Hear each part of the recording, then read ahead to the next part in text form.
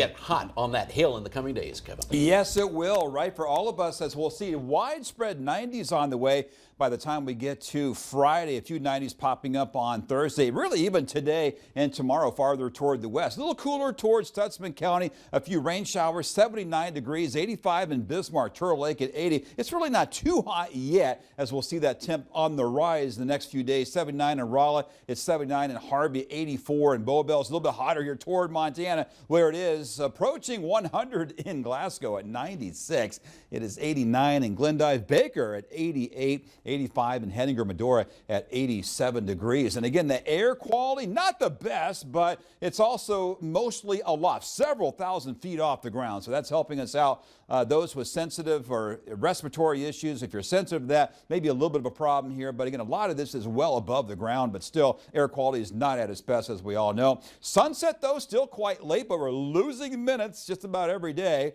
Last week's Williston sunset during the 10 o'clock hour, now at 9:55, so we've lost about 5 to 8 minutes or so. Meanwhile, this will be a view of our sunsets and sunrises for a while here with all that smoke here. This was from Lake Sakakawea State Park yesterday evening. And again, more scenes like that because that smoke is really thick here towards central North Dakota, thicker than farther toward the west here. But we don't have a lot of rain potential. A little bit showing up here again. Southern Stutsman County right now, northeast Logan County around Gackle, and that one dying shower approaching Williston right now. But still a chance for maybe a few lightning strikes as we had over the past couple of hours. That'll be the nature of the weather next several days. As we heat up, the dew points on the rise, that air you can wear factor will be increasing. We're looking at muggy conditions on the way with dew points in the upper 60s starting Friday. Even now, a little bit moisture in the air, you can feel it, but it does ramp up quite a bit. And that alone will lead to a scattering of showers and thunderstorms on the backside of this ridge, which is forming over the western states. As it nudges in closer to us,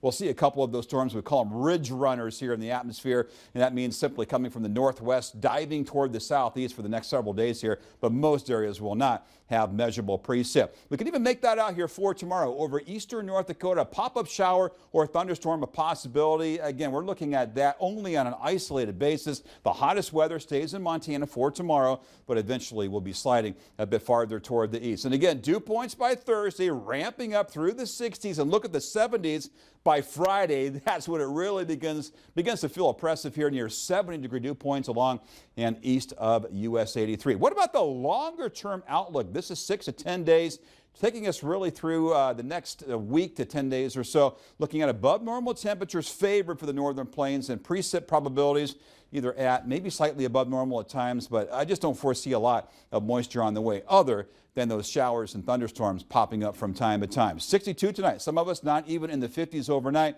We're looking at upper 50s and low 60s. Tomorrow's heat stays centered across the west here toward Glasgow like today. Eastern Montana 90s, 80s elsewhere. And we'll see that trend of 90s return here statewide and beyond.